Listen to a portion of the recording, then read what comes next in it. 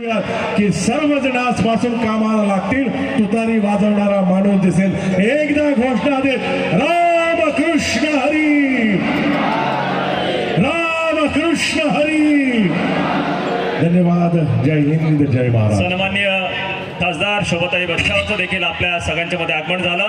मी त्यांचे शब्द सुमनानी मनपूर्वक महाराष्ट्रात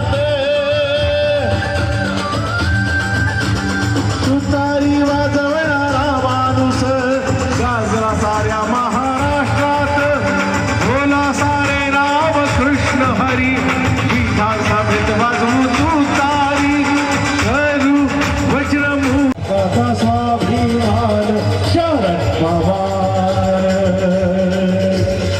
या ठिकाणी सर्वांना विनंती करेन, जल्लोष केलाय आपण, साहेबांच्या आगमनानंतर मी प्रयत्न करेन, पण घराघरात जाऊन आमच्या गणेश भाऊसाठी एक जणाने खऱ्या अर्थाने शेतकऱ्यांचा जाणता राजा सन्माननीय शरदचंद्रजी पवार साहेब, सन्माननीय आपल्या नाशिक पूर्वचे विद्यमान उमेदवार गणेश भाऊ गीते, नाशिक मध्यचे महाविकास आघाडीचे शिवसेनेचे उद्धव बाळासाहेब ठाकरे गटाचे उमेदवार सन्माननीय वसंत भाऊ गीते, त्याचप्रमाणे देवळाली येथील सन्माननीय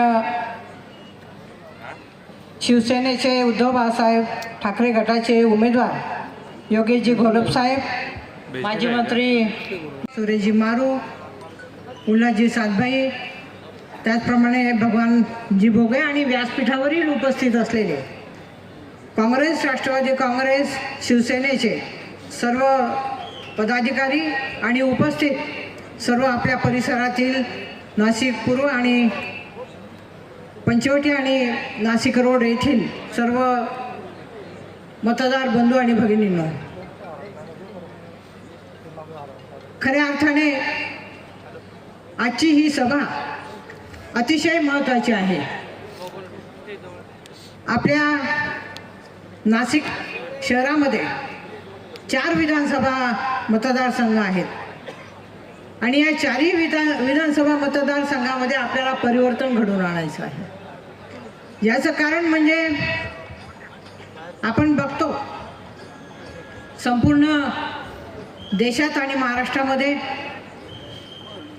भाजपची, शिवसेना, शिंदे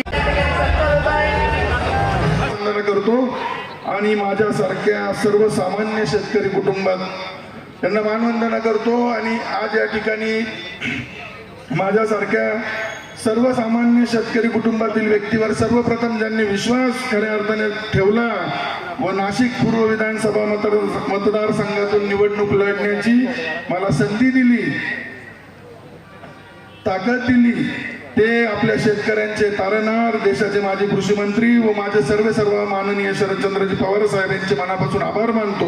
व्यासपीठावर उपस्थित असलेले महाविकास आघाडीचे सर्व पदाधिकारी, मान्यवर व माझे लढावे कार्यकर्ते आणि समोर उपस्थित असलेले माझे बंधू, माता आणि भगिनींना माझा नमस्कार.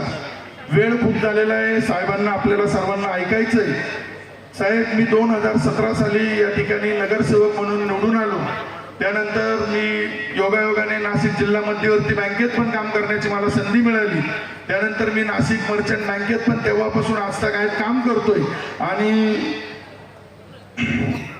या ठिकाणी त्यानंतर मी स्थायी समितीचं 2 वर्ष सभापती म्हणून सलग या शहरामध्ये काम केलं आणि ते बी अति कठीण काळामध्ये केलं, ज्यावेळेस कोविडची महामारी या देशामध्ये चालू होती. पण मी माझ्या परीने या शहराचा सर्वांगीण विकास त्या काळात करण्याचा प्रयत्न केला. मला जे काही ह्या मतदारसंघासाठी, जे काही शहरासाठी या ठिकाणी देता येईल ते मी सर्व या ठिकाणी दिलं.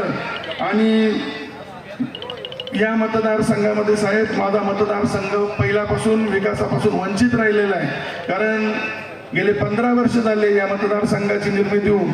आणि या मतदारसंघात सगळ्यात मोठा प्रश्न आहे रोजगाराचा.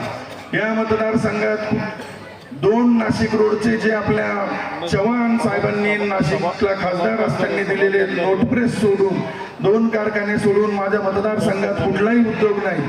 आणि आता सध्याची परिस्थिती बघता आमच्याकडे जे काही 5 वर्षापासून आम्हाला फक्त इथं आश्वासनं मिळाले, आमच्या मतदारसंघात कुठल्याही प्रकारचा विकास झाला नाही आणि विकास न होता फक्त या मतदारसंघात आम्हाला कुठल्याही परिस्थितीत या मतदारसंघाचा विकास करायचा आहे, त्यासाठी आपण निश्चितपणे मला या ठिकाणी संधी दिल्यास आणि पवार साहेबांच्या आशीर्वादाने आपण या ठिकाणी निश्चितपणे या मतदारसंघाचा विकास करू.